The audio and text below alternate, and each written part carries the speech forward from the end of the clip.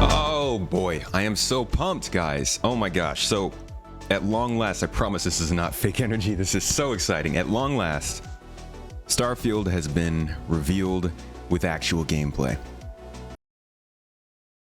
And whoa. I think the last time I was this excited after a gameplay presentation was probably like Mass Effect Andromeda. But this is different, right?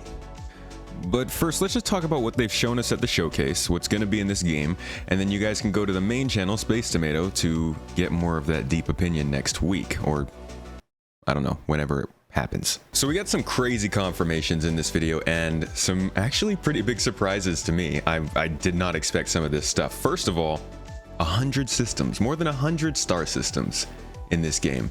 And this isn't like Mass Effect where there's star systems scattered and you can only go to certain ones. They're telling us that we can go to any one of these star systems, any one of these planets. We're saying over 1,000 planets.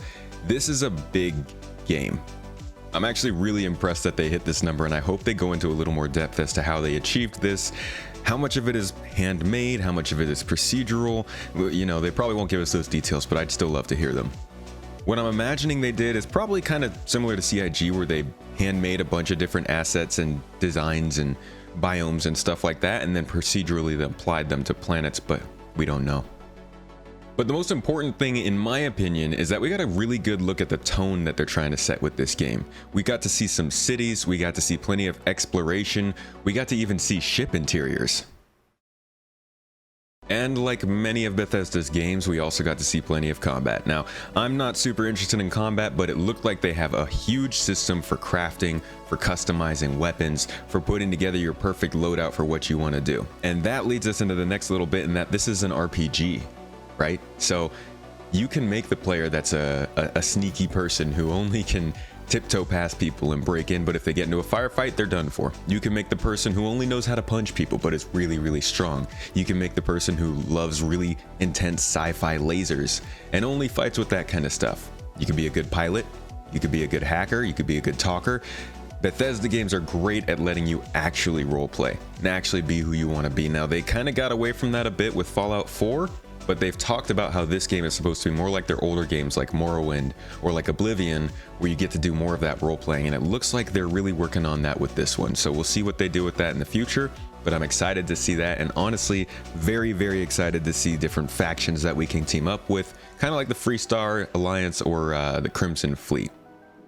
So like I said, there was a lot of combat here as well. These settled systems, which they call this area that we're going to be in, isn't really very friendly, it seems. There's a lot of fauna, a lot of flora, there's a lot going on, and you're kind of in the middle of what doesn't really seem like a war, but a series of skirmishes that are really starting to heat up the area and make you have to be more aware of who you're fighting and who you're fighting for. While there is combat, and Bethesda is very good at doing weapons that are customizable and really cool, the game is still focused on exploration. You are working for a company, Constellation, that focuses on the exploration of these planets, and you're one of the last. And what happened is that you came across this artifact somewhere and you got some visions, and everybody's like, ooh, he got visions. Why? And you're like, I don't know, let's find more artifacts. Maybe we can, you know, toss visions back and forth, have a little vision brainstorming. And so that's the premise so far. Sounds kind of familiar, doesn't it? But that's the thing. This game, I'm seeing stuff from No Man's Sky here.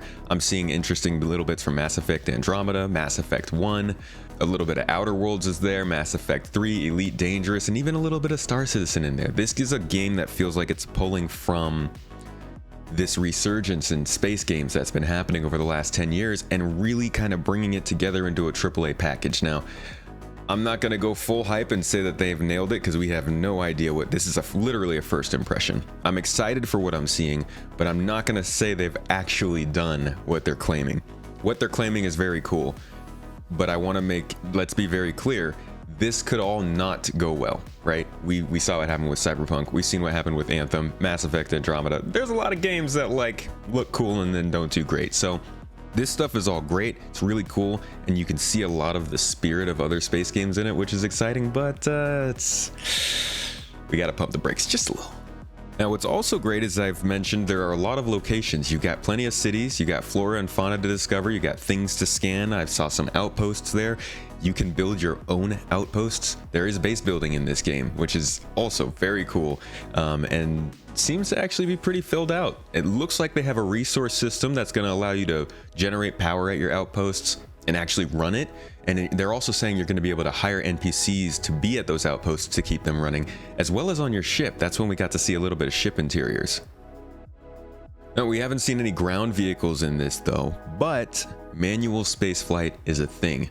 You're going to be able to take off in your ship and go into space and fight other people. We don't really know how deep that's going to get though. I have huge questions regarding this. Can we actually manually land on the planet, or are we just clicking on a globe? Because when they showed us a star map, we were just looking down on a globe at where to go. Well, how much gameplay is there going to be in space? Are we just shooting other spaceships, or can we go and find derelicts? Can we explore asteroids? Are there interesting points of, well, interest in space? And finally, with the ship interiors, how much do we actually get to explore them? How useful are they?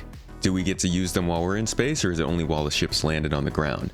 So there's definitely questions starting to pop up with this stuff that they've shown us, and that's why I'm thinking, let's hold off and see how far they're really going with this before we get too excited. But from what we've seen from this, I mean, there's a lot to be pumped about. They've got some huge ticket items that I think people have been asking for a while. Ship interiors is obviously a big one. The ability to fly your spaceship, landing on moons and planets, procedurally designed environments that you can explore with fauna and flora, cities, characters, storylines, character customization, a background, and RPG system. This has everything that a space-based RPG could need, but I'm sure there's more. I'm not the master of this. In fact, I haven't actually gotten to play many space-based RPGs because they haven't made many. So I will be looking in the comments at what you guys have to say about all this, because I'm sure I'm not thinking of everything. And this is just my first impressions video. I'm going to have something a lot deeper to put out on this. I actually have a video I'd already written up talking about how this game is definitely a major part of Microsoft's strategy in this new generation of gaming. And I think this is going to be good for a lot of the sci-fi games. That's actually something that will likely come up as well. Will this kill Star Citizen? No.